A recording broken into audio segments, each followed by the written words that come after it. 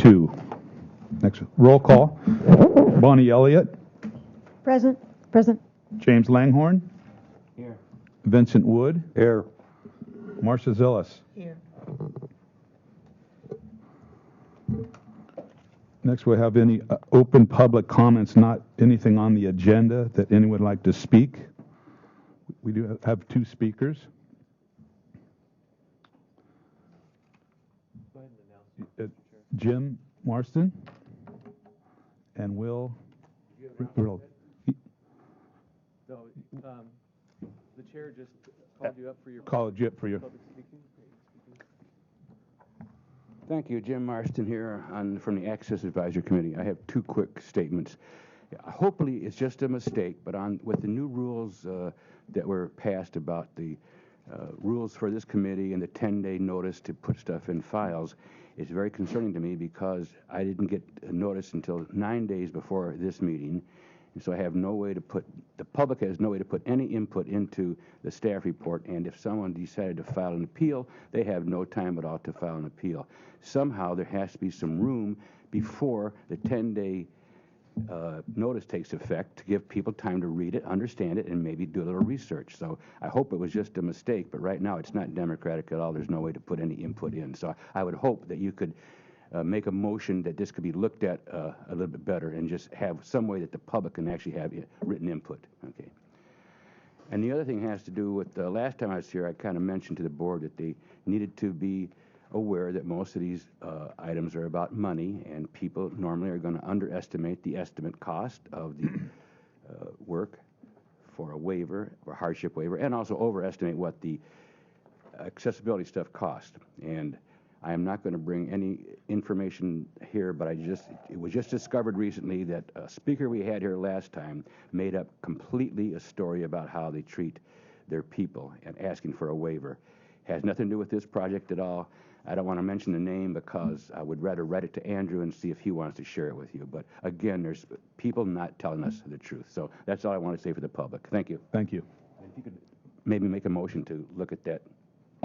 Thank you. I'll make a motion. You're going to make a motion? Mr. Chair, if you're going to make a motion, you'll need to make the motion more specifically so I know exactly what you're asking of staff. Jim Marston is very well known in Santa Barbara as a ADA, helps with all the ADA applications, and at least at UCSB I used to work with him.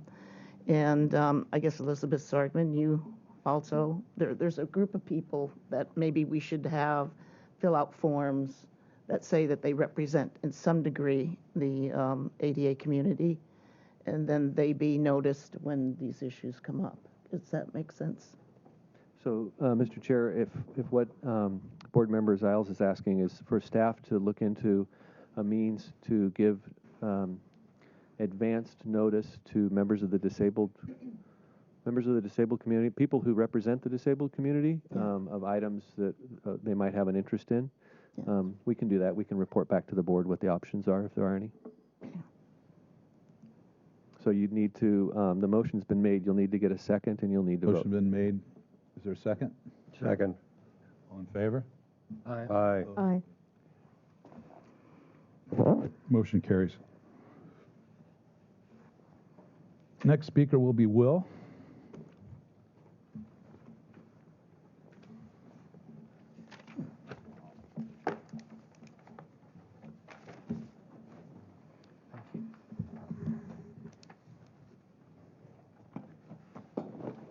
This will be an exceedingly brief comment on something not on today's agenda. In February, I attended the very interesting 2-hour hearing your board had on a sprinkler issue, and the meeting was cut short after 2 hours because the room was needed for another purpose, and the meeting was rescheduled to continue. And I don't know if you were ever, I didn't see anything publicly indicating what had happened in that situation. And since I noticed that a building permit for a sprinkler system for that building has just been issued. I just wanted to congratulate you for your hard work on that project. And echoing something that Dr. Marston said, I see that the final valuation for the value of the permit was $18,000, and so I guess I can't quote specific numbers, but I had the impression from the intensity of that dispute that there was a great deal more than that at stake. So I think there is a tendency sometimes for one to argue that the sky will fall if one does not win. So thank you very much for that. And Thank you.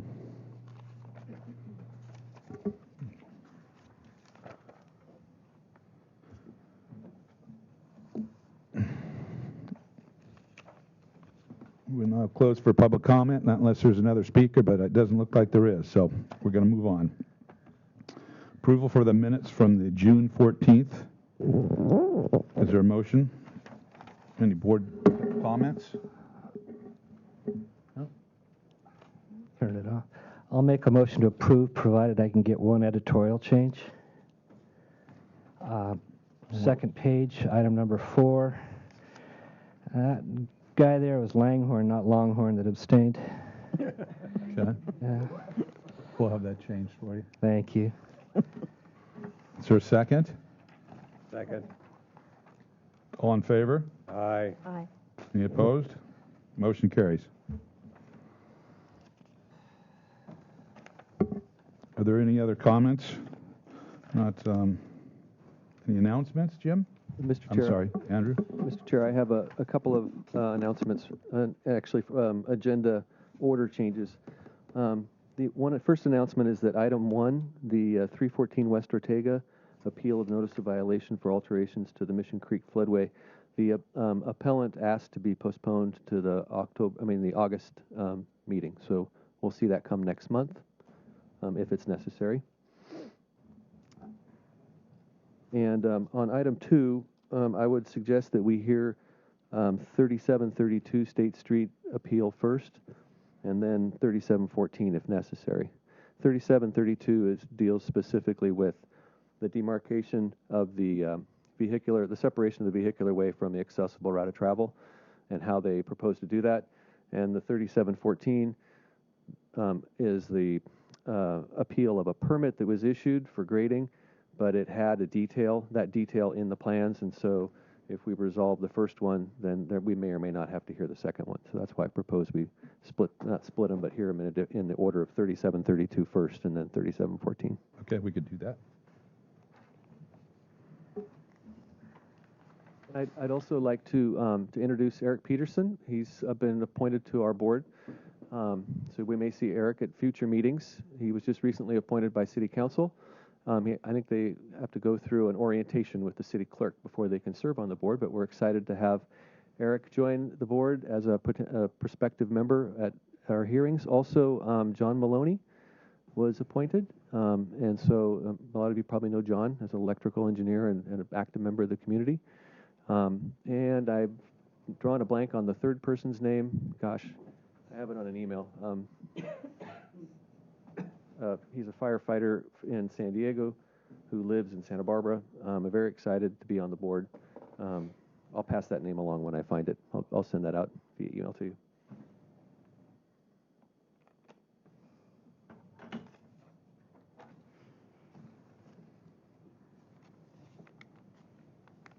That's it for me. Great. Thank you. So next we're going to move on to the 3732 State Street. If staff would like to present. Yeah, Mr. Chair.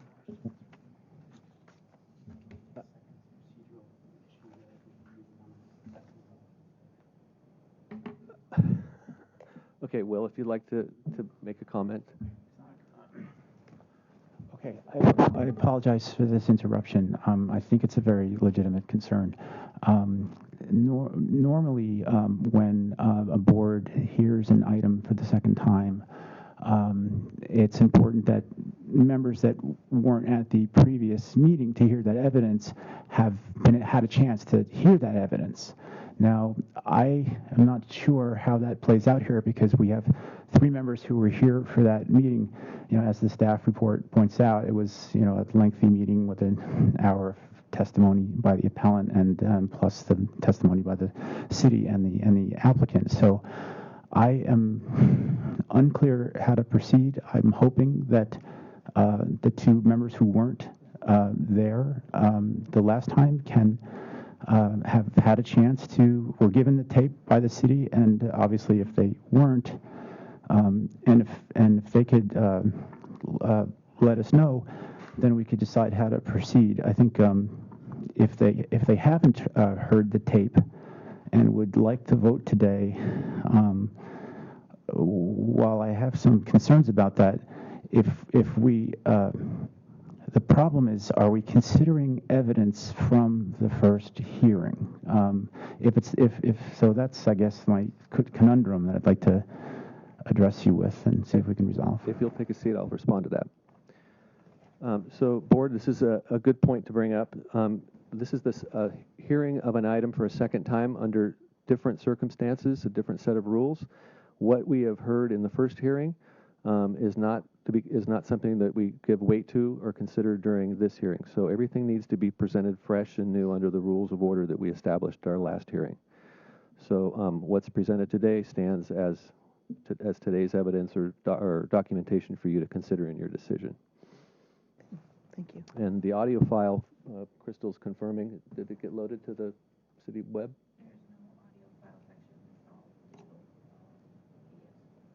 Okay, so all the digital information that was provided at the last meeting has been posted on the web, so it was available to any board member who wanted to look at it or member of the community.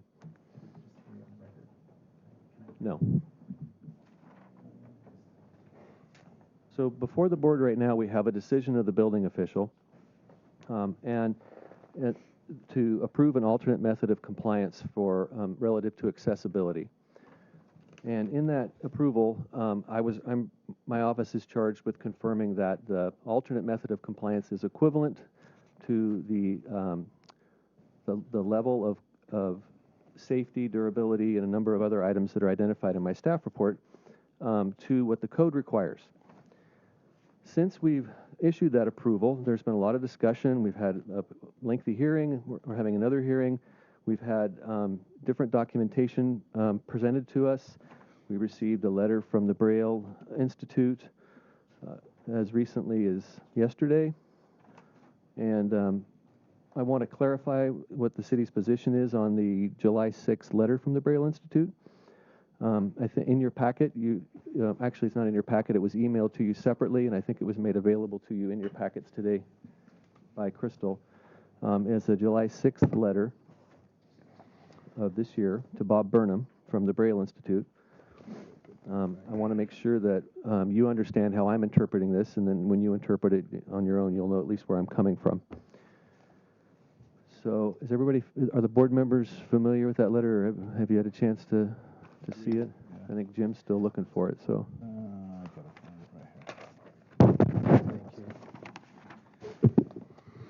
So in the second paragraph of this letter, second sentence is the sentence that I put a lot of weight on. This is the point in their letter where they say their opinion that they had hired these people, not hired, they had employed these people to come out, professionals in 2013, and take a look at the extent of separation of the accessible route of travel from the vehicular way that was proposed to see if it was equivalent and effective.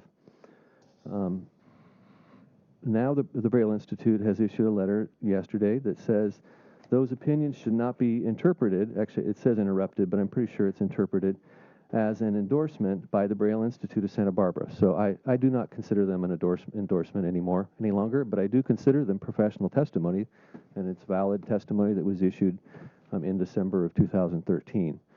So while the Braille Institute doesn't want to be involved in that determination of equivalency, I do still put weight on the value of the professionals that provided input to the Braille Institute. And with that, I'll stand on my staff report.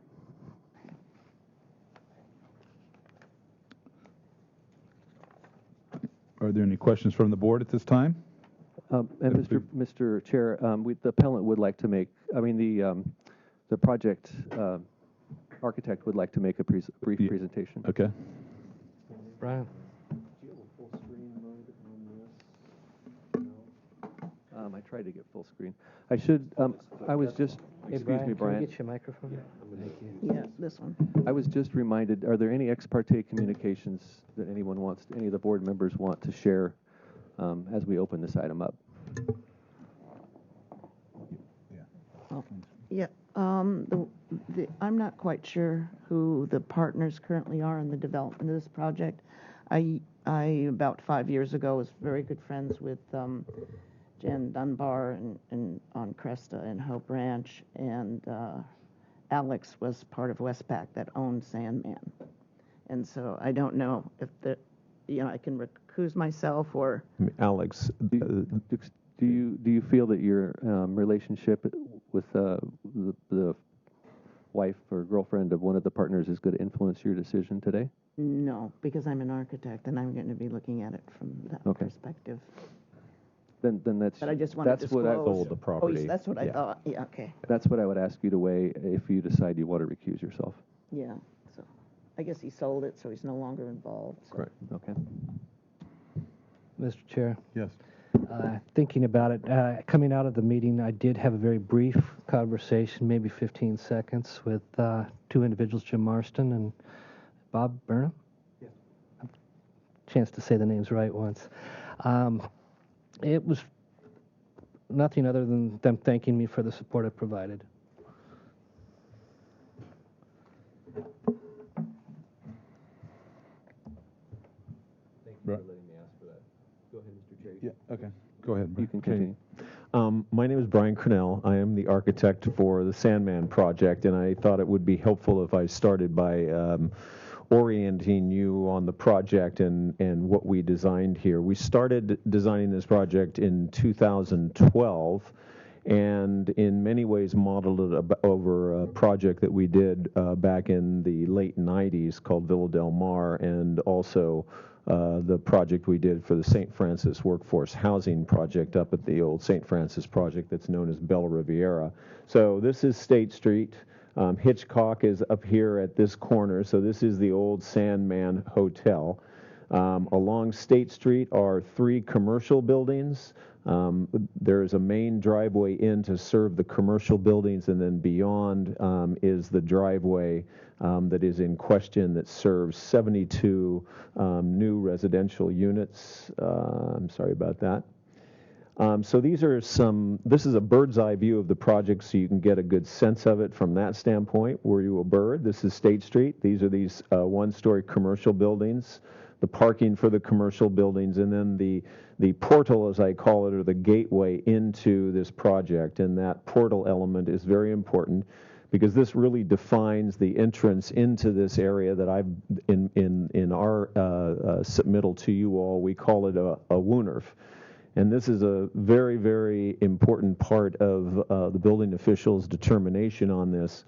This is not a situation where we're asking to substitute something for truncated domes in a normal application. This is for a residential one-way street that we have designed to be a combined pedestrian and vehicular roadway. And it's something that historically has been done throughout the world for many, many years successfully. These are some three-dimensional views looking into the project, so you can kind of get a sense of the character of the place. This is some open space adjacent to that woonerf. And the woonerf is really designed so that... Could you spell that? Woonerf. It's a Dutch word. So this is designed really so that the 20-foot aisleway that is required by the fire department for a development like this can become an aesthetic feature and part of the open space for the project. So this is Bella Riviera, and this is that roadway that we asked Braille to come up in 2013 and look at. In fact, this is Kathleen Ely and Greg Benavides, thank you. and I kind of mixed that up with Michael Lavaras. It's, thank you. See, I need your help. Anyway, they came up and they looked at it, and that was the result of the letter. And because of that, at the time, George Estrella, the building official, felt that this was an appropriate condition given the circumstances, again, for this design of this Wooner. So you can see this is an example of where we have a pedestrian crossing that crosses that Wooner, and we use these pebble stones as identifying features.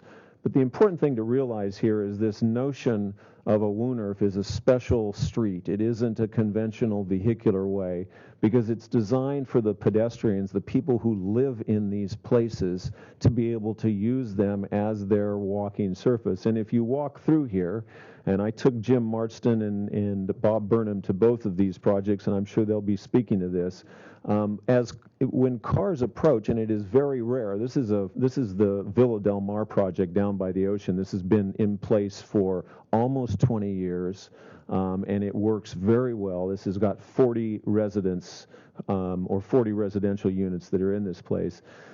This fire department roadway acts as the pedestrian way for the residents, and when cars come driving through, they are always secondary to the pedestrian. They always care for the pedestrian because it's the nature and spirit of the place. It's been something that's happened throughout the world. I mean, if you travel to Europe, you see these Woonerfs, these walking streets all over the place where cars and pedestrians share the right-of-way. And when that happens, the cars, the vehicles, aren't traveling like they normally do on a street roadway. They're aware that they are in this shared street, and they travel very safely. And they create, in the process, beautiful living environments, places where people want to be, not just 20 feet of asphalt with curbs, but instead you utilize that roadway as a place to walk and to bicycle and to play. And the cars are aware of this in those circumstances. These are never in places where cars travel at high rates of speed, and that is exactly the situation that we have here. Now, on top of that, we actually have this announcing element, this portal that says you've now entered this residential project. This is a special place. You've crossed, you've left the driveway that enters State Street and come in. And at that point, we actually are showing a large rolled element that is going to be covered with pebblestone. This is a hard graphic to read, but these are these pillars that I showed you in that three-dimensional rendering. So when a car crosses through this portal, they're also crossing over this surface that is going to cause a rumble to the car and further announce. And at that point, then, the shared pedestrian roadway occurs. So what we are proposing as a mitigation for this kind of an idea is this idea of using these pebbles, which emulate the truncated domes to the greatest extent feasible. And we have indicated that it is our intent to make this as compliant with the specifications of truncated domes as possible, but to create this strip. Now, you'll hear today that people, Bob Burnham specifically, didn't feel that there was a adequate transition between this pebble strip and the paving texture. But the important thing here is that the walking surface being concrete along the edges, which is intended to be sort of the safe zone, if you will, the area that defines this. But really, I have to tell you, it's also about creating a beautiful aesthetic pattern to this Woonerf as it goes around, is separated by these pebble stones, which create a sense of awareness, not only to the people who are walking or playing in this street, but also to the vehicles that are driving. And again, this is a one-way surface, so this 10-foot aisleway is very defining in terms of that roadway, and the 10-foot width of that also tends to be a traffic calming element. It slows the cars down. So what we are being asked to do, or to be completely code compliant, I would put 3 feet of yellow truncated domes on this roadway to separate this perimeter with the middle. We feel this would be a very unacceptable solution because first, you'd only end up with 8 feet of roadway technically for the cars. So the car is always going to be driving on those truncated domes. And if I looked at that in plan, then I just basically have a sea of truncated domes around this area, when the whole purpose of this request for this code modification is to create a livable environment for the 72 residents that are going to be here.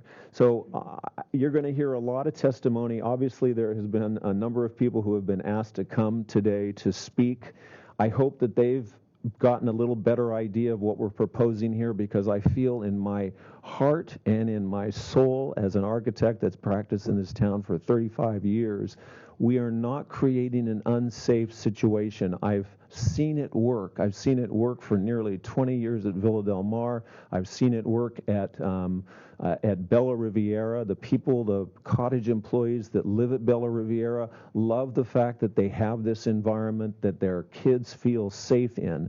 I believe this solution is a safer solution than a conventional street, and I just hope that you'll keep those in mind. And I appreciate that Andrew has worked with us to approve this code alternate. Thank you. Thank you.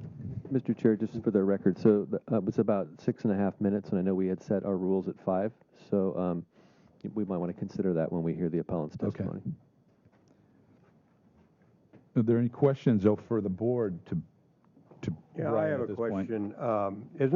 Wouldn't the fact be that since we've already have this kind of situation at Villa Mar and the Villa Riviera, and it's been successful, wouldn't that set precedents? Mr. Chair, I'm assuming that question is to me as the building official? Yes. Okay. Staff. So that's not the case. Codes change and interpretations of codes change. I'm not familiar with all the interpretations made in the past relative to the separation of vehicular ways and accessible routes of travel. But each time a project is applied for, we look at the code that's in effect at the time of the permit application, and we have to apply those standards or approve an equivalent alternative to those standards. So that's why this item is had to come as a code alternate again, even though it's been used in the past. The board can weigh the success or failure of prior approvals of that nature. That's definitely something to consider. Thank you. Jim? I had questions for the proponent, Brian.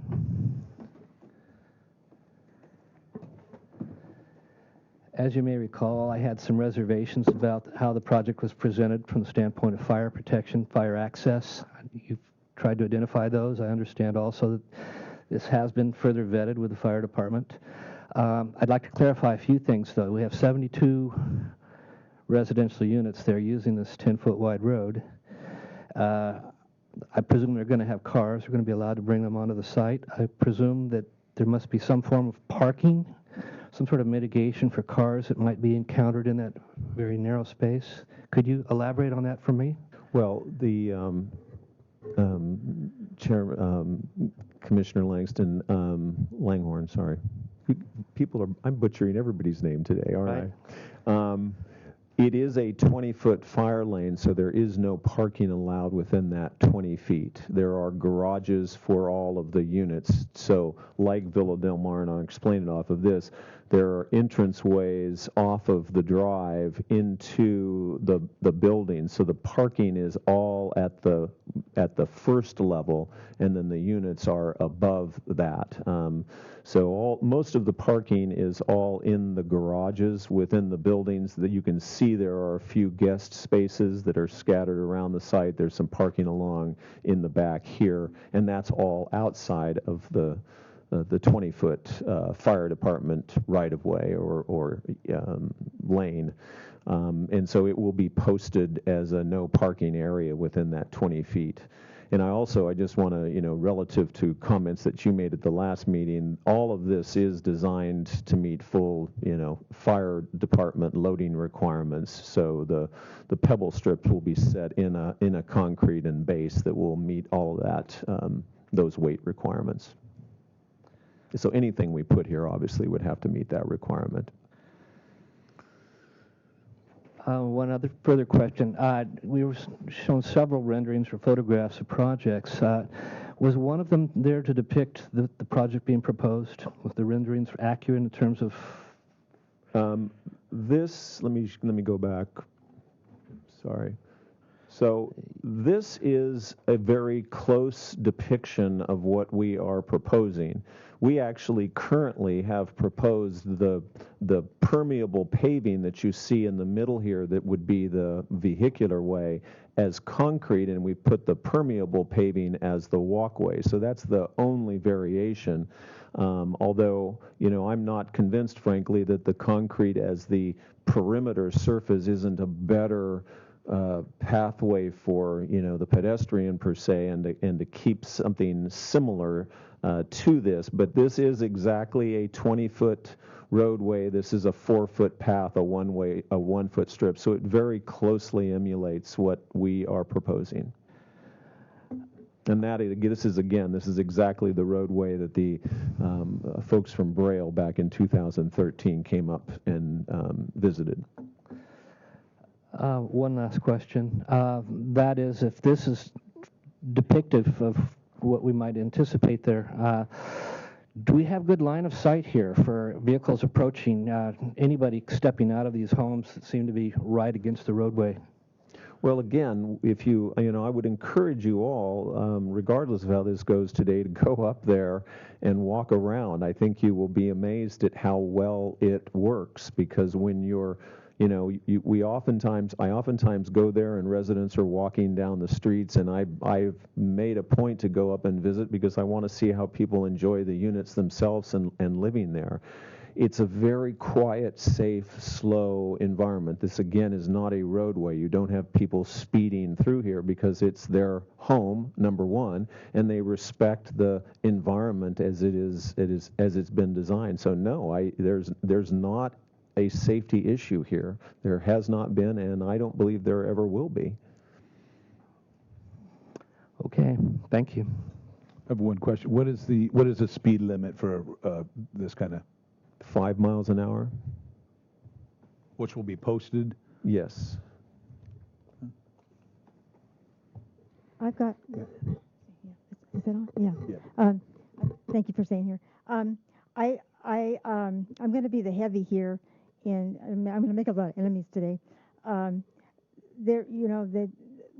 always, being in a chair, I've always had trouble with the truncated domes. I think they're very necessary, but to have them go throughout the complex, like there was one of the proposals, was a bit much. And I have a question just about the apartments, the buildings. Are any of them going to be wheelchair accessible? Yes, actually, all the units that are on the east side of the property are flats, and they're all accessible by elevators, and all of the units have been designed to meet accessibility per 11A. I also want to mention, I'm going to take just 1 second here, because it's sort of related to this and maybe not, but it's interesting to me that the sidewalk on State Street, for whatever reason, the code exempts truncated domes at the point that this sidewalk crosses driveways. So we're talking about truncated domes and all of this issue inside in this private one-way street, when I do not have to put truncated domes here at the entrance to the main driveway coming into this site. That's crazy. That is. Thank you.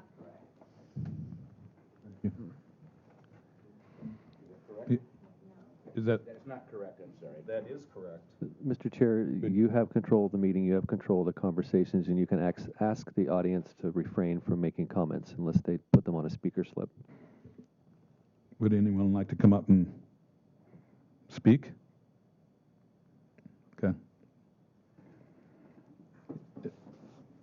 Well, I will, except the problem is that people who know the rules, the staff, are not allowed to give opinions, so we're kind of stuck here. But the point is it should be required there, and I think if you look at it, you'll find out. Any other questions from the board? Okay. This time we'll move on to public comment, starting with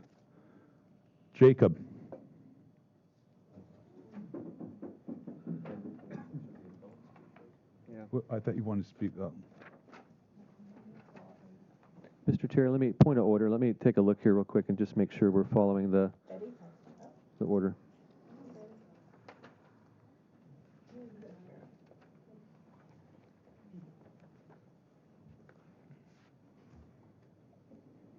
Yeah, we omitted from your, it's not your fault, it wasn't included on your guide, but we should have the appellant make their presentation and then take public Okay. comment.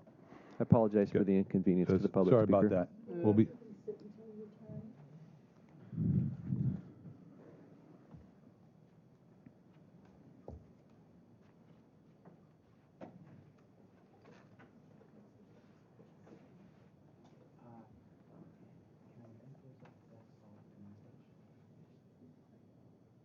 You want me to, I can work the slides for you. I just want to show that slide. Oh, can you switch over to the computer? Oh, that's, you know what? I'll just use my phone. Yeah, just switch over. Okay. Do you want me to click through while you're? I don't think it's necessary. Okay.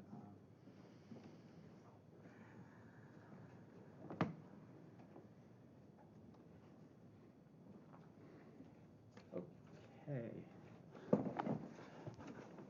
Hi, everybody.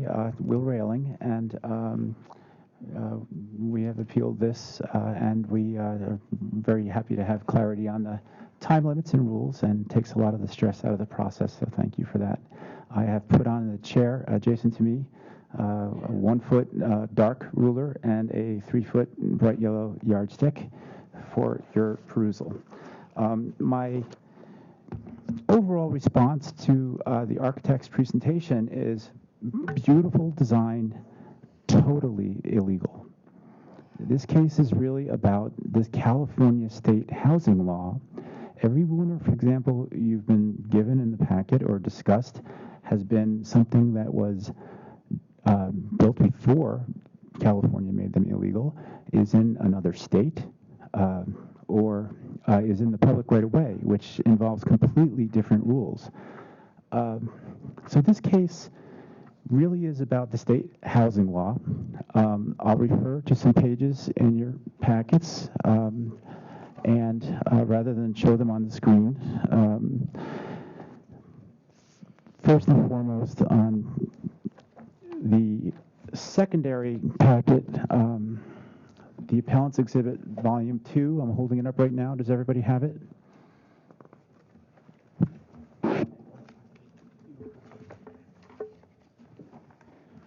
Okay, this is a mere 6 pages, and I will just direct you to the 3rd page, which is California, a very quick comment. We call the building codes a code. They're really regulations, and as many of you know, statutes always trump regulations. This California Health and Safety Code section 17951 is part of the state housing law, which governs this project. This is a housing question. And if you turn to the next page, subpart E, section 2, I have put a box around the language that it needs to be at least the equivalent. And then the following paragraph, the building department shall require evidence that it is at least equivalent to what is provided for in the code. As you know, I think on page the code section at issue is Building Code 1116A.5, that is on page 66 of your packets, that in this situation, the law requires either a curb, which is the traditional way of doing this, of course, or these types of detectable warnings. Now, the city has invoked their discretion to give an exception under certain circumstances. That's section 104.11.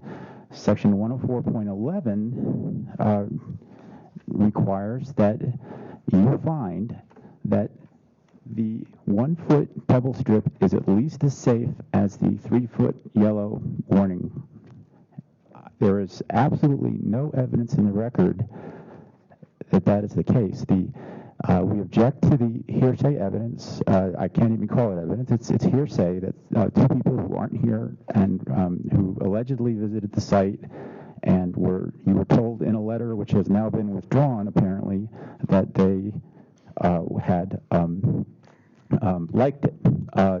We, in America, we don't cancel laws because someone doesn't like it. The answer is in Sacramento, and not a local exception.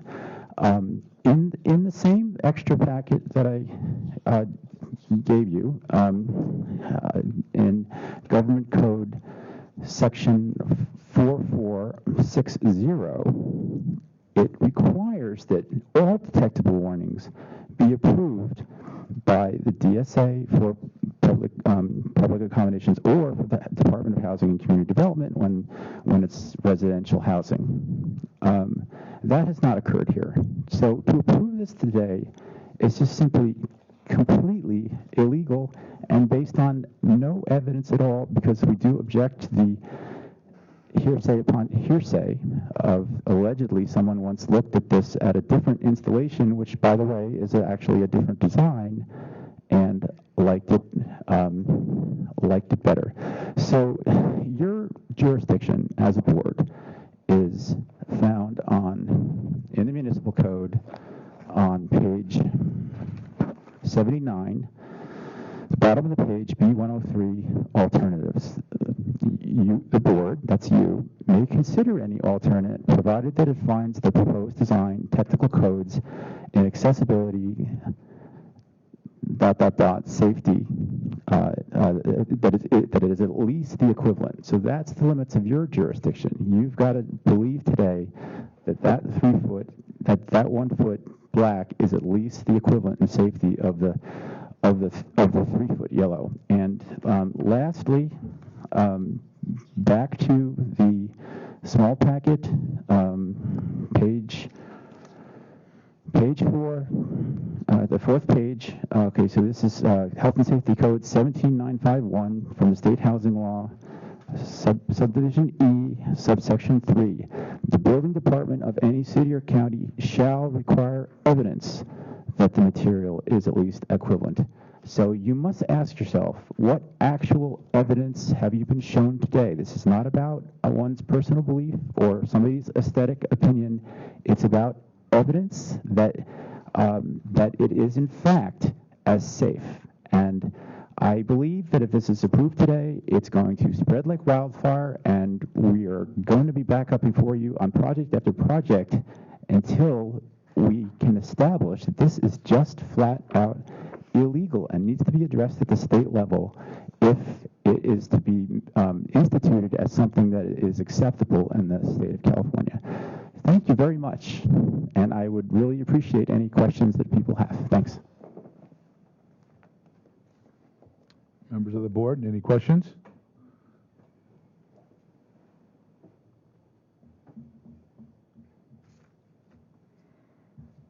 Okay. Thank you very much. We'll move to public comment on this issue at this point with Jacob. Mr. Chair, you might want to remind the public speakers of the time that you're going to allow them. I'm going to give 2 minutes. This was about 7, 8 of them. Good afternoon, board. My name is Jacob Norberg, and I'm the community organizer at Independent Living Resource Center. I come before you today as a person with bridge impairment who's been known to trip. I don't see cobs very well. I don't see spaces very well, and I would encourage this board to think about people like me who, in contrast, is not great, often fall on their butts, and it hurts, and it is I understand the prettiness of the project, but I think safety is a heck of a lot more important than vanity. Thank you. Thank you. Danny Anderson?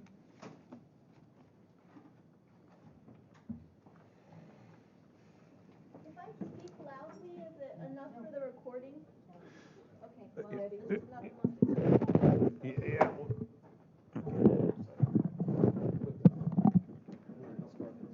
Danny, can you get a little bit closer here? Yeah, you can make it. Here, use mine. Oh, perfect. Thank you. Vinsky. Good afternoon. Is that loud enough? Okay. It's on. Okay. Good afternoon. I appreciate the board allowing ILRC's input on the matter. I'm the executive director of the Independent Living Resource Center. And the concern in this instance is that any departure from the accepted access accommodations potentially brings a danger with it for people who need to use this accommodation, but will not be expecting it in a different form. And this includes residents and visitors of those residents. Also, it opens a door and sets a precedence for people without disabilities to assume that what they want meets the needs of those with disabilities. For example, the dark blue truncated domes that have been tried as an alternative choice look like a black hole to a person with certain types of low vision.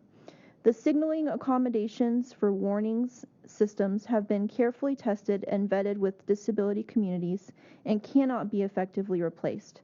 We believe the only option is to continue with consistent accommodations. Thank you.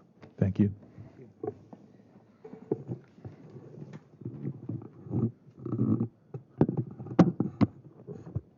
Next speaker is Patty Newmeyer.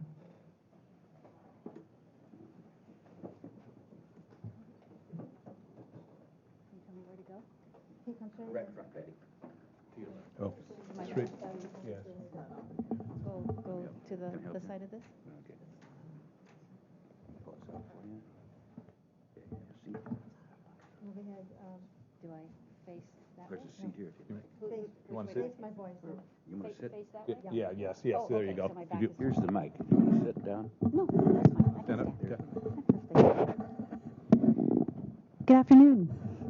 I'm Patty Newmeyer, and I'm a person with a visual disability. I use a guide dog, and my dog recognizes the yellow truncated domes, and she does have color reception, and it's very, very important for me that when she shows me something is a hazard and a crossing where there might be cars, that I reward her for showing me, and she will pause, and then I always put my foot out to feel whether there is a curb or some kind of, and as soon as I feel that there are truncated domes, then I know that this is something that we need to stop for and listen.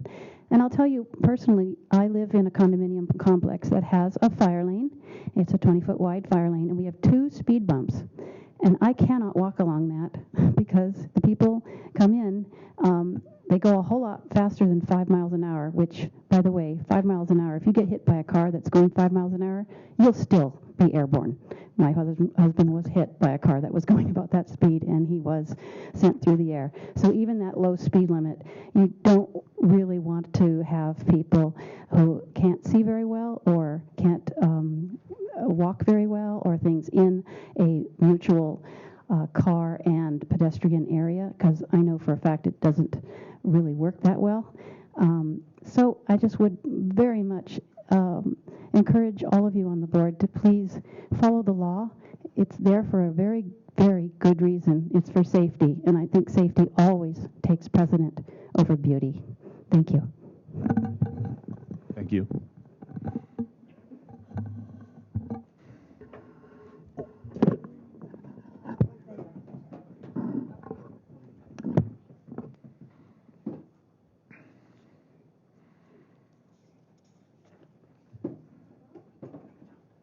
Sarah?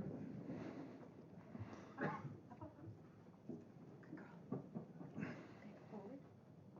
me get the wires out of your way here. Uh-oh. Am I about to pull something down? No, you're doing fine. They were just sitting there. Okay. Oops. Okay, I found the mic. Hi, my name is Sarah Potok. I am visually disabled as well. I would call myself extreme low vision. I use a guide dog. And because I'm low vision, I also use clues, visual cues, so the bright yellow helps me. When things are dark, like I think Danny said, it does look like a black hole. It just, I was standing in the middle of a street the other day, and there was a hole. I couldn't figure out whether it was a hole or a board or whatever. There's, I guess, 3 points. Well, the first was that the yellow truncated 3-foot space is really helpful for me to feel. The truncated bump, or whatever you want to call it, is a different consistency than a pebble or a stone, which is usually rounded, especially if it's going to be inset and you're supposed to be able to walk over it. You can actually hit with your toe one of those truncated raised bumps. So that's safer. The other thing is, and my dog recognizes, and she knows at sidewalk corners, and she knows when those truncated bumps come along, and she pauses and lets me know that there's something happening and that I'm slowing down. The other thing is, with the residents of any of these 3 properties, 2 of them already built, there must be some disabled people either living there or visiting.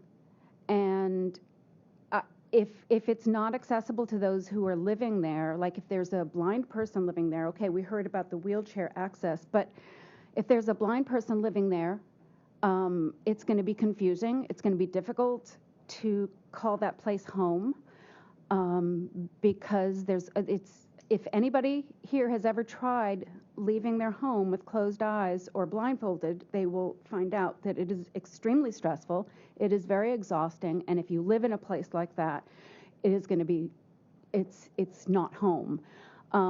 If there are kids playing in this walkway, what if one of them is blind? Should that child then be, or a friend, a child friend, or a friend, an adult friend who is visiting, is that person going to be put in a stressful and possibly dangerous situation? And the third thing is that Greg Benavides is completely blind with a cane, and then there's low vision, and then there's people with guide dogs, so it's all different. We're not all the same. Kathleen Eli is a mobility instructor. She has vision. And for those 2 people to be a, professional, provide professional wisdom on this is I don't think, I love them both. I know them both, and they're both extremely professional, but I don't think that their opinions necessarily cover the ADA laws. Great. Thank you very much. Thank you.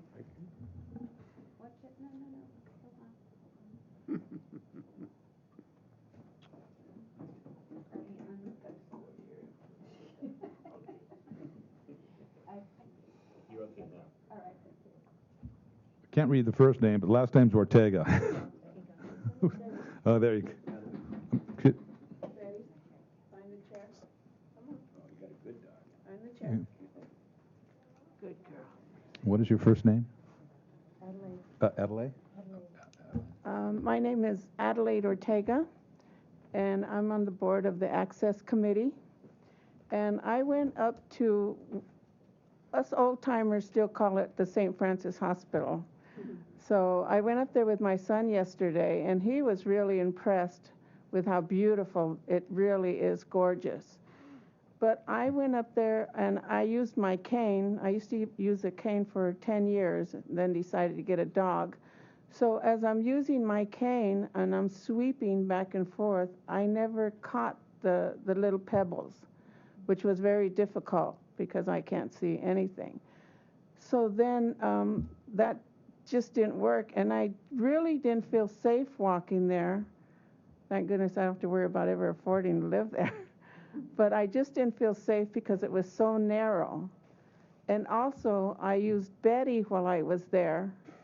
So I did two. I used Betty. I used my cane, then I used Betty.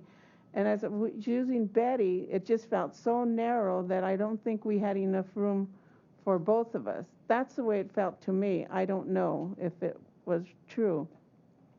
And also, I have a letter here from the Braille Institute. So if somebody would like to read it, because I couldn't see to read it. But as far as Greg and goes, every cane person who uses a cane who is blind, visually impaired, uses it differently. Some sweep back and forth, others tap, tap.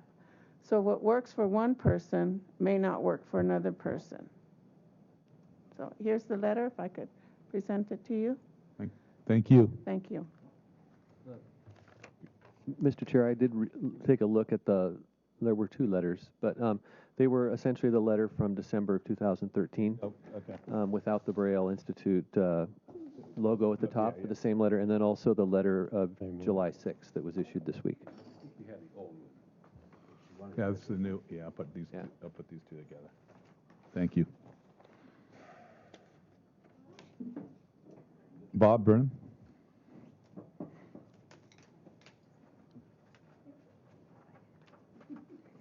Right place? Yeah, you're doing great.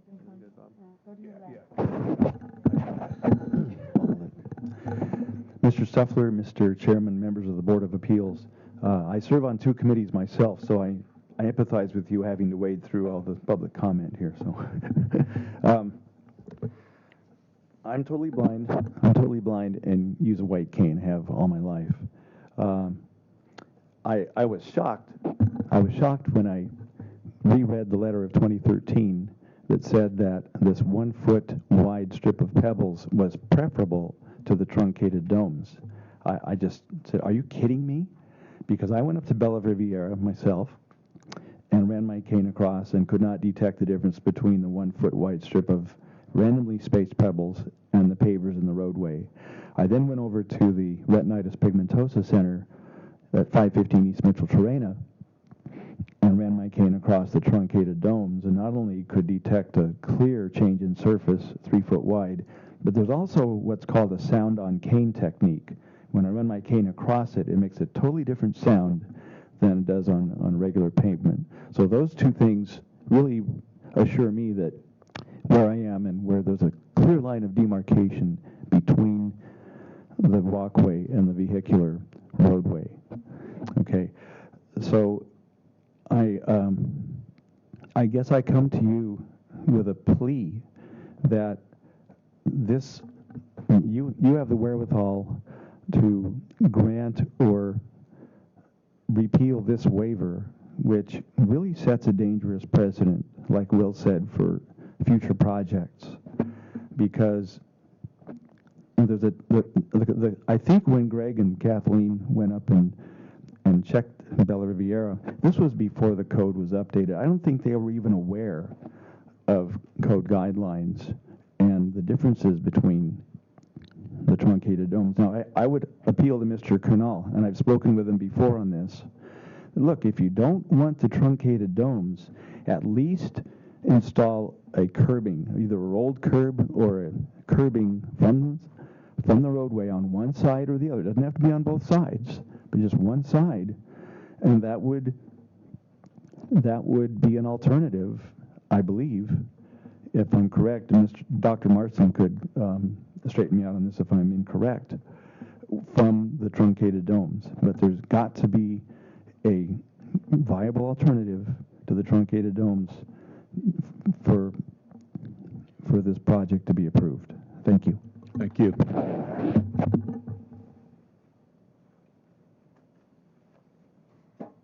Jim Marston? you. I was told my one-page summary was passed out. Could everybody grab that, please? I'll try to be as concise as possible. Along with others, I agree that it's a very pretty, aesthetic, pleasing place. But we have to decide whether aesthetics beat safety for our citizens. The problem that Brian and I disagree on is that there is no mention of WRNFs in the California Building Code. Therefore, you can't apply for a code alternate of something that doesn't exist. So the alternate he's asking for is in the California Building Code, where there's no WRNF. I like the idea of WRNFs in Europe, fine. Notice from the pictures there was no color separation. Many people with low vision, your grandmas or whoever, or yourself, if you live another 30 years, are going to need bright colors. There's none of those pictures had any color separation, which, as Jacob and others said, is very important. So let me try to concisely put out what's going on here now. We are here to look at one thing. Is there a code alternate that meets or exceeds what the California Building Code asks for? And that is what we're here for. Does this alternate meet or exceed what the code asks for? The code states, and I say right here, when a walk crosses or joins a vehicular way, the walking surface shall be separated from the vehicle area by curbs, railings, or the boundary between the pedestrian access and the vehicular way shall be defined this way. Number 1, by a continuous detectable warning 36 inches wide. Detectable warnings services shall differ from adjoining services in resiliency or sound on cane, which Bob mentioned. The nice ones that are being used have a hollow air base in it, so when you hit it with your cane, it's different than hitting the concrete. If you hit the pebbles on concrete, there is no sound difference at all. Now, even though the staff report said there was a sound difference proven, it's not proven at all. There's nothing in your package that proves this, okay? And by the way, there's not one word about the 36-inch requirement in all of the staff report. The only place it shows up is in my report when I took Bob up there and we tested and found out it didn't work until we went down to a code-compliant place. For some reason, the 36-inch rule is thrown out completely, okay?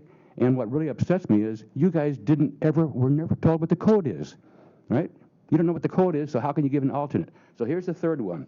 Detectable warning services shall be federal yellow. Shall be, okay? No ifs, ands, or but. Number 4, the specifications for the domes, and if you, okay, can someone put that picture back up, please? If you look on the left, that's the typical tactile dome. The specified height, shape, spacing, and are all defined, okay? It's consistent every time, as Sarah mentioned. If she touches it, she knows what it is. Bob mentioned it too. Putting a bunch of random pebbles in, and the only spec so far is a certain size, between 1.5 or 1 1/4 and 2 inches, something like that. Nothing about spacing, nothing about how many per square foot, nothing about how high they are. So that is not done. So 4 things. 3 minutes right now. Pardon? 3 minutes. You got 30 seconds. Nothing has been proven. Not one of those 4 things have been proven. The Department of State Architects says the only place where this 1 foot is applied is in Santa Barbara. So you have to decide whether you want to be the only city in the entire state that allows a 1 foot strip. And that's 30 seconds. Okay. Thank you, Jim. And please ask Mr. Stuffler if any of these things I told you is not correct. Thank you. I have a question. Were you saying that a curb would be a substitute for these domes? That's correct. As long as there's a curb, just like in the old style streets, then the blind person and the dog knows there's a step off. If it's completely level, there has to be a 3-foot strip. And as Bob pointed out here, would it only have to be on one side of the street? It could be. I think if the planners go for it. I can't speak to that, but that's one way to do it, I would think. But you must either have a curb or a 3-foot yellow strip. And WRNFs did not exist in the code. Sorry. Thank you. Thank you.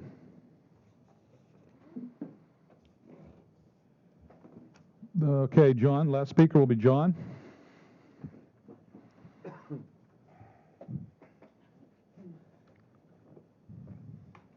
Chair, board members, I'm John Shuck, and I'm the owner and the developer of the Sandman. A couple things. I wanted to answer one of your questions that you asked Brian about the line of sight and the difference between Bella Riviera and the Sandman.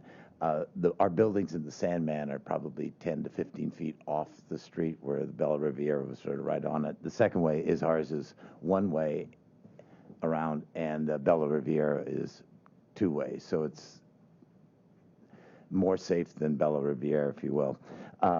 The second thing is I wanted to mention about the evidence. I think the evidence shows that this has been done. It has been safe. There has been any problems at both of those things. So having it physically done, it seems to me to be evidence. But I think the one thing I just want to mention is that what we have here is a private one-way driveway. It's not a roadway. We don't have sidewalks. We don't have traffic lights. We don't have corners. It's not asphalt. It's not Whole Foods, not Vons. It's not anything where I agree that detectable warning systems, because those are car-centric places. That's where cars are come and people are on the side. This is an internal system. It's a private roadway, and it's for the use of both the cars and people, and it's a people system. So it's nothing, and I don't disagree with what the opponents have been saying, or the people that are disabled, but we're not that, and because we're not that, this is not what the code intended when it was written.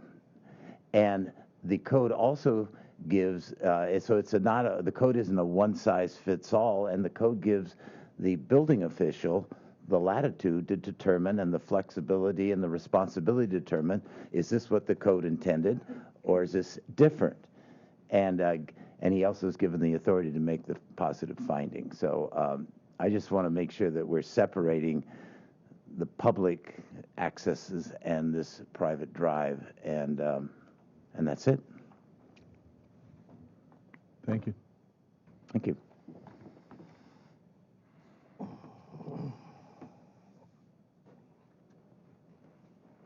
Any other comment? If not, we're going to be closing this public comment. Any follow-up questions from our board to the staff or the applicant? Or Yeah, I have a question. You say this is a private drive. Well, to really define it as a private drive, wouldn't you have to put a gate with a key card for everybody that's in there? That's if anybody that wants to can just drive through, then I don't know how you could call that a private drive. Mr. Chair, if a board member has a question of one of the speakers, you can call the speaker back up, have that conversation. Yeah. John, I think, is who he's addressing the question John. to. Or Brian. Or Brian. Brian could be fine. Brian. He's probably more knowledgeable anyway. Yeah, my question is, if this is a private drive, there is it is a private drive, but there is no gate. There is no way. I mean, there's nothing to prevent anybody who wants to from driving in and through this loop. Okay, my point is then, if you want to put this kind of a thing or a system in, then why don't you put a gate there with a key card system that only the people that live there can come in and out? Well, I mean, I don't think that there's a desire to put a gate in there, and I don't know that, frankly, the city planning department would approve a gate, making this kind of an exclusive environment. I mean, the important thing here is the sense of the place being safe, and I respect completely all of the speakers here that came up, and again, neither John or I want in any way, shape, or form to create an unsafe environment. I would hope that they would understand that the clues that this project design gives creates the safety. It's a place, it's not just about protecting people that have disabilities, it's about the kids who are completely able-bodied, who are in the middle of the street, the bike riders, everybody who is using the street, being a safe place. And that's the difference, and no, the code does not address that. I wish it did. After going through this experience, I've got to tell you, I'm compelled to lobby for the rest of my life to see that there are the ability to create places like this, because I want to be clear, if you uphold the appeal today and we lose, we're going to have to redesign the project. And the redesign of the project is not to put truncated domes all around it, because it won't work. It doesn't visually work. It makes no sense. It would create, to me, a horrible built environment. No disrespect for people and their use of truncated domes. It's just not the intended application. The application of the truncated domes is like we see them in curb cuts, where you approach a vehicular way and you need to know that you're crossing that. That makes complete sense to me. This is not the same thing. So we will have to somehow install curbs and sidewalks and that sort of a thing. That will be the ultimate solution we'll have to come up with. And it's going to be very hard, because we've got this 20-foot fire lane that we have to deal with. And we'll have a 20-foot roadway that pretty much, nobody can walk in, except the cars the cars can use. So that's our dilemma. But, I just hope that you consider, even though you've heard a lot of compelling arguments from the public, that these places do work. They are on the ground and they're working, and nobody is in danger. Thank you. Thank you.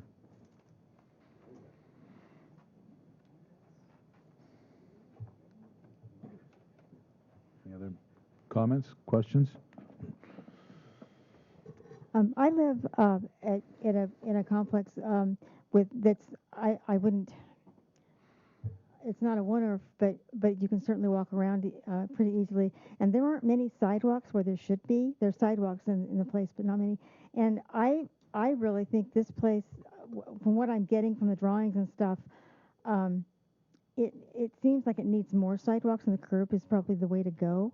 I think the truncated domes is also quite good, but I hate to see. I would think a curb would be better, with a few curb cuts here and there, because it's dangerous if you don't have sidewalks. And it's there. I saw that in the drawings there are, but I've seen cars. Our place is private, but there are people that don't obey the speed limits, and there's paper deliverers and other delivery trucks and stuff, and they just don't obey the speed limit. And we have a 5-mile-an-hour speed limit, and there aren't kids around. We don't have that issue, but we have a lot of seniors with walkers, and they just don't get out of the way in time. So I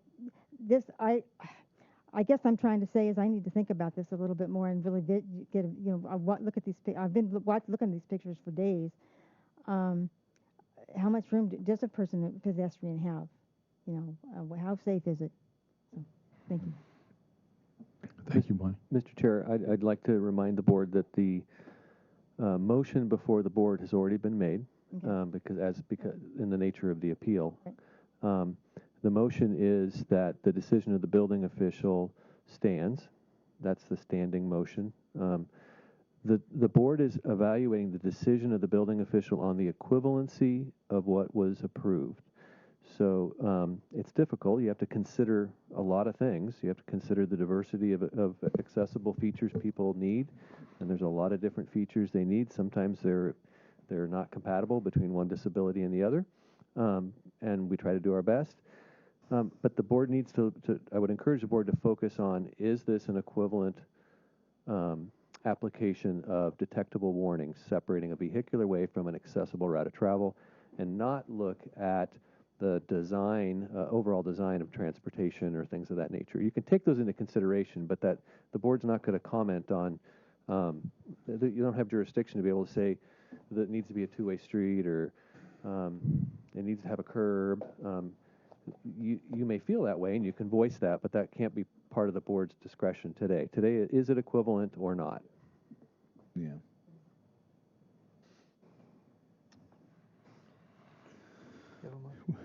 Would you like to make a motion? Well, the motion is already standing, so this is what I was trying to explain. The motion is approval or upholding the decision of the building official to approve the code alternate. So that's the way the code sets up the hearing. So you would vote on that first. If that doesn't pass, then you would need another motion.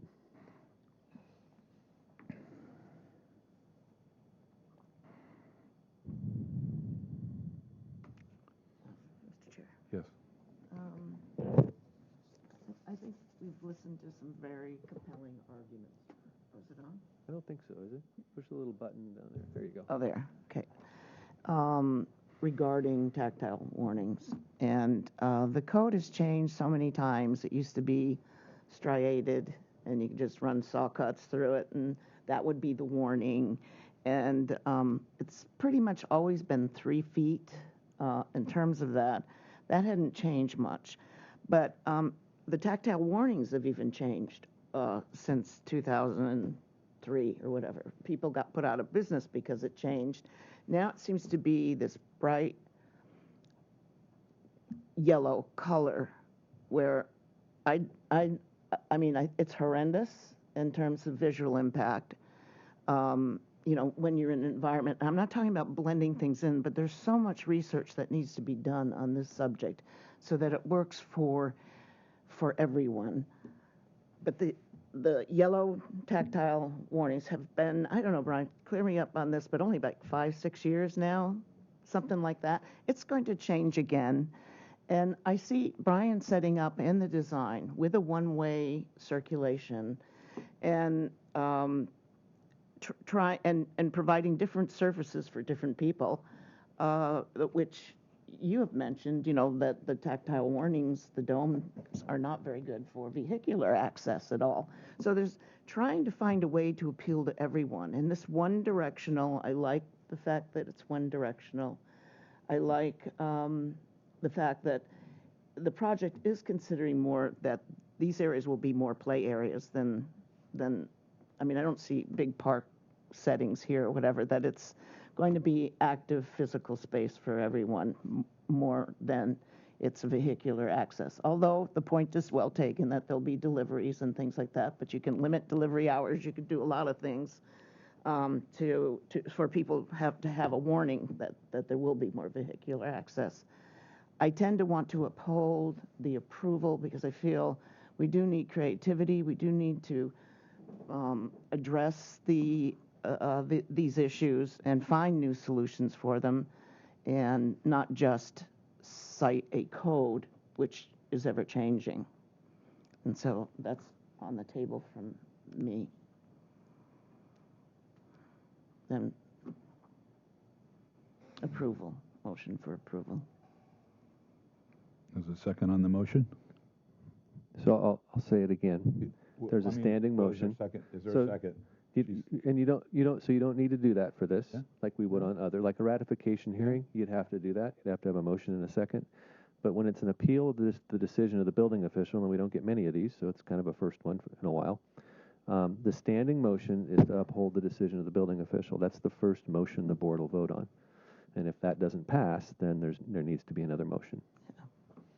So when the chair feels that the conversation amongst the board is done, has concluded, then you can ask for a vote on the standing motion. Does that make sense? The standing Maybe motion. to you. I've read it 1,000 times. So the motion before the board right now. Mr. Chair, maybe you should just ask your board if there's further conversation that they want to have. Is there any more further conversation, questions? No, I just want to say also about the bright yellow. I have really bad night vision, and so I really appreciate the brightness of it. I know people think it's garish and ugly and all that, but it really serves a purpose. So. But we've had the lighter contrasting. Maybe there isn't enough contrast there. Maybe discussions have to go with that, but you've already gone through all of those things. I don't think the federal yellow OSHA color is a great feature. It could be even lighter than that in terms of contrast, and people would have a better way of seeing it other than just the yellow. And that's more what I'm referring to as far as approval. If there can be more discussion amongst the disabled community regarding colors of what's being used there.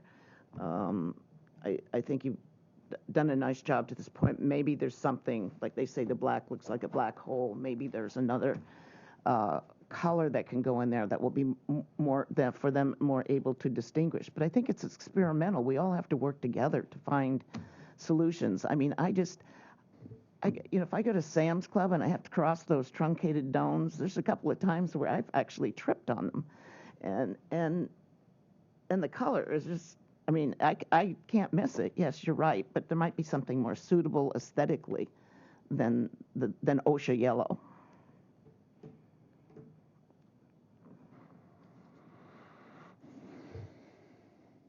Any other comments, questions? So before us here is a motion. The motion is to uphold the decision of the building Yes. official. It's a standing motion. You want to vote on that now? Yeah, well, if another motion. I make a motion, we vote. Okay. Well, Go ahead. So, Mr. Chair, you'd call for the vote. I call for the vote. And you can start with whoever you want to start with. I vote to uphold the building official. I also vote to uphold the building official. I oppose. I polled. Uphold. Okay, so, Mr. Chair, you have a vote of 4 to 1? 4 to 1. In favor of the standing motion to uphold the decision of the building official. Yes. That closes the first part of the item 2 staff report.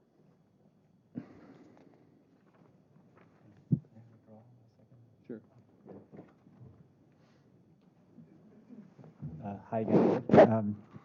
Disappointed, but the second appeal was against the final grading permit that was issued because it was had some elements that were very much dependent on what you just decided to validate. So there's really no point in continuing to appeal that because the basis of it you just decided. So I'm happy to withdraw that appeal and we'll move on. Mr. Chair, you can accept that. Okay, thank you very much. Accept that. Mr. Chairman? Yes. Could I just add one little Yes. comment? I mean, Yes, it's just a comment. Oh.